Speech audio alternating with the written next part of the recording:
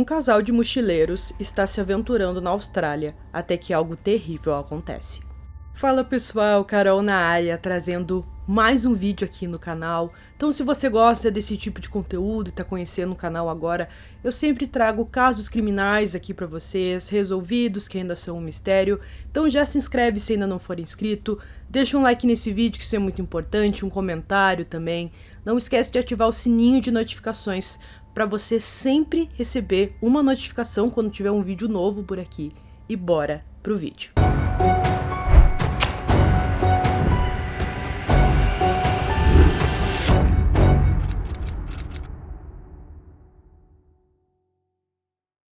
Peter Marco Falconio nasceu em 20 de setembro de 1972, o terceiro de 4 filhos de uma família que morava em Hepworth, West Yorkshire, no norte da Inglaterra.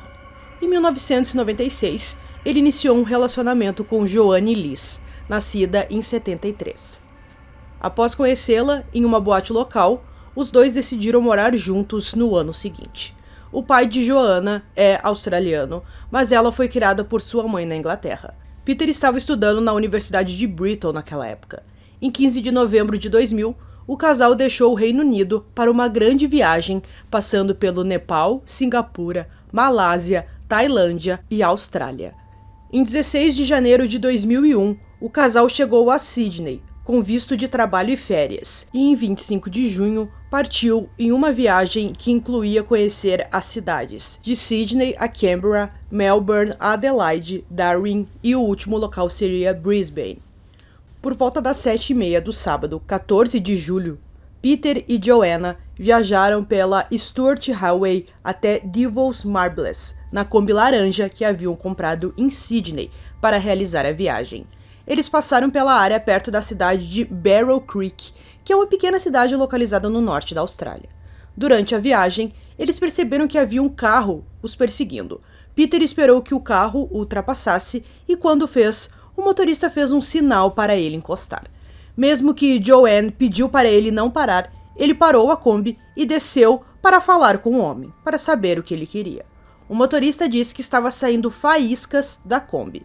Quando os dois foram para a parte traseira, que era o local onde o homem disse que estava saindo as faíscas, a Joanne sentou-se no banco do motorista, pronta para acelerar se alguma coisa acontecesse. Ela estava com um sentimento ruim de que algo ruim pudesse acontecer. Então ela ouviu um grande barulho vindo da traseira da Kombi. Momentos depois, o motorista estava na janela, apontando uma arma para seu rosto. O homem subiu no veículo e conseguiu amarrar as mãos de Joanne e cobrir a sua boca. O homem a levou para o seu próprio veículo e ela percebeu que em algum momento ele estava distraído com alguma coisa, provavelmente mexendo no corpo do Peter, e ela conseguiu fugir. Tinha uma floresta muito perto ali da estrada e ela conseguiu se esconder. O homem procurou por ela, revisando o local 3 vezes, mas ela conseguiu se esconder e em seguida sinalizou para um maquinista de trem e ele a levou de volta para Barrow Creek. Pouco antes de encontrar Joanne, o maquinista Vince Miller notou um carro vermelho estacionado e ao lado dele 2 homens segurando um terceiro. Ele estava no meio de 2 caras, disse Vince. Ele parou e perguntou se eles estavam bem, mas eles entraram no carro e saíram em disparada. Tenho quase certeza de que o cara no meio era Peter Falconio. Se sim, então, muito provavelmente, Peter sobreviveu ao tiro que levou momentos antes. A polícia de Alice Springs foi chamada e coletaram provas e depoimentos por volta das 4 horas da manhã. Um pouco depois, eles iniciaram as buscas por Peter com a ajuda do maquinista. A polícia também estava atrás do atirador. Joanne disse que o modelo do seu carro era um Toyota, então eles estavam em busca. Voltando ao local, eles encontraram uma poça de sangue coberta de terra e a Kombi do casal escondida a cerca de 80 metros, em uma floresta que havia próxima. Só 8 horas depois é que foram colocados bloqueio nas 12 estradas que saem do distrito, então demorou muito e provavelmente o atirador teve tempo de fugir. As buscas policiais na área nos meses seguintes revelaram muito pouco, exceto as pegadas de Joanne. A mídia rapidamente tornou a história de Joanne Lee sensacionalista, como uma história de uma sobrevivente em um crime incomum. Uma recompensa de $250 mil foi oferecido. A única nova evidência no caso de Peter foi um traço de DNA masculino não identificado na camiseta de Joanne e um DNA desconhecido encontrado na Kombi. A polícia estava com esperança de que, com a divulgação de imagens da câmera de segurança de um posto de gasolina perto de Alice Springs, faria com que a pessoa mostrada se apresentasse para se afastar de qualquer suspeita. Mas quando ninguém se apresentou, os investigadores se concentraram nos proprietários registrados do modelo daquele Toyota e nos 36 homens que as pessoas identificaram através das imagens de segurança. Com base nesses resultados, a polícia entrevistou um homem chamado Bradley John Murdaugh em 1º de novembro. Embora as descrições de Joanne não ligassem imediatamente o homem ao caso, eles ainda estavam esperando para retirar uma amostra de DNA dele para ver se era compatível com a da camiseta dela e também a da Kombi. Mas a polícia sabia de uma coisa: o Bradley já tinha passagens pela polícia por tráfico de drogas. Em 17 de maio de 2002, a Força-Tarefa de Investigação prendeu o cúmplice de Bradley, que trabalhava com ele no tráfico de drogas. Ele começou a relatar alguns detalhes de suas conexões com o caso, e um exame de DNA do irmão de Bradley também apoiou seu envolvimento. Ele então simplesmente desapareceu, mas em 22 de agosto ele foi preso e julgado por uma acusação não relacionada de sequestro e agressão pela polícia do sul da Austrália. A polícia confirmou que o DNA encontrado na camiseta de Joanne e dentro da Kombi eram de Bradley. Descobriu-se que o DNA da camiseta tinha 150 quatrilhões de vezes mais probabilidade de pertencer ao Bradley do que qualquer outra pessoa. O julgamento começou em 17 de outubro de 2005, perante o Supremo Tribunal do Território do Norte, em Darwin. Bradley se declarou inocente das acusações de assassinato de Peter Falconio e da agressão e tentativa de sequestro de Joanne Liss. A equipe de defesa dele argumentou durante o julgamento que a correspondência de DNA poderia ter sido devido a uma transferência acidental que ocorreu num restaurante em Alice Springs antes do crime, ou poderia ter sido plantada por pessoas desconhecidas. Outras amostras foram consideradas contaminadas e não foram apresentadas como provas. Ele mostrou que havia parado no restaurante para comprar frango para ele e seu cachorro.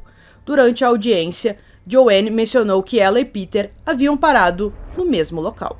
Joanne conseguiu identificar o Bradley a partir de fotos da polícia que foram mostradas a ela.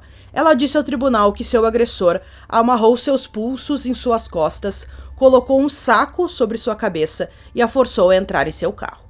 Ela disse que conseguiu escapar do carro e fugiu para a floresta, escondendo-se sob os arbustos, enquanto o agressor tentava encontrá-la usando uma tocha.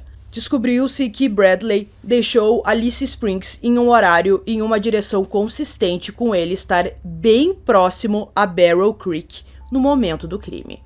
O depoimento de especialistas no julgamento indicou que ele era o homem filmado nas imagens daquele posto à meia-noite em 38, um pouco depois do crime. Em 13 de dezembro de 2005, Bradley Murdaugh foi considerado culpado por um júri em um veredito unânime e foi condenado à prisão perpétua com um período sem liberdade condicional de 28 anos. Ele também foi condenado por outras acusações relacionadas à agressão contra Joanne. Somente após a sentença foi revelado que ele já havia sido acusado e absolvido de uma agressão sexual agravada contra uma mãe e filha no sul da Austrália, alguns anos antes.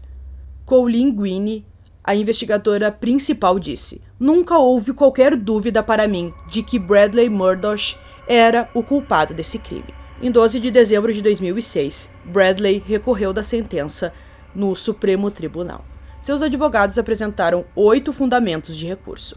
Ele alegou que as provas de Joanne foram manipuladas porque ela tinha visto uma foto dele na internet antes de ser entrevistada pela polícia, bem como ela leu um artigo ligando ao caso.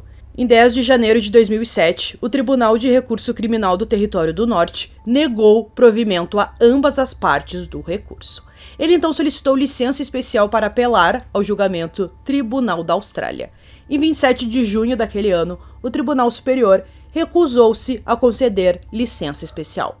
No sistema judicial australiano, Bradley esgotou agora todas as oportunidades de recurso. depois que o Supremo Tribunal da Austrália se recusou a conceder o seu pedido de licença especial. Houve especulações na mídia de que ele iria interpor um novo recurso. Então ele lançou mais um recurso em 2013. Em meados de agosto de 2007, alguns setores da mídia australiana especularam que Bradley poderia em breve revelar o paradeiro dos restos mortais de Peter. Especificamente, a imprensa mencionou que ele poderia mostrar a localização do corpo em troca de uma transferência para uma prisão em outra parte da Austrália, uma vez que todas as vias de recurso tinham sido esgotadas. Um pouco depois, o Bradley falou sobre isso depois que entrevistaram ele na prisão. Sim, eu já agredi muita gente, eu usei um pouco de maconha naquele dia, mas eu não sou um maldito assassino. Testemunhas oculares, incluindo um homem chamado Robert Brown e sua irmã, afirmaram ter visto Peter Falcone com outros homens no posto de gasolina de sua família uma semana depois do seu desaparecimento. Eles afirmam que o grupo agiu de forma suspeita e até abasteceu o carro em uma posição estranha. O promotor Rex Wilde rejeitou essas alegações, argumentando que cada relato fornecia informações conflitantes, especialmente sobre a cor do cabelo do homem. Ele ressaltou que a polícia acompanhou vários relatos de testemunhas. Todos foram sem fundamento. O corpo de Peter nunca foi encontrado, apesar de ser uma das investigações policiais mais exaustivas já feitas na Austrália.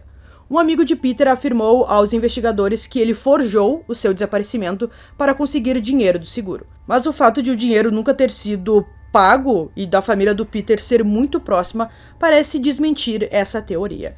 Em fevereiro de 2017, Joanne retornou ao Território do Norte para se juntar às tentativas de encontrar o corpo de Peter. Ela também voltou ao local do assassinato dele para um episódio de um programa, revelando que planejava se tornar cidadã australiana e anunciando que passaria mais tempo no país. Quando questionada se ela estava entrando na mente do seu agressor, ela disse: "Acho que é algo muito estranho para eu fazer porque eu não sou uma pessoa violenta, não sou uma assassina. Mas se é isso que eu tenho que fazer, é assim que vou encontrar o Peter, então é isso que eu estou preparada para fazer. É porque eu amo muito o Peter e quero trazê-lo para casa e preciso trazê-lo para casa." Em abril de 2017, um jornal recebeu uma carta anônima alegando que Bradley havia cortado o corpo de Peter e colocado em 2 sacos grandes. A carta afirmava que uma pessoa foi solicitada a dissolver os restos mortais em ácido e descartá-los em um rio, mas a pessoa solicitada passou por uma outra cidade e enterrou os sacos fechados em um lugar remoto. Em 2005, enquanto o julgamento de Bradley ainda estava em andamento, o filme Wolf Creek foi lançado na Austrália.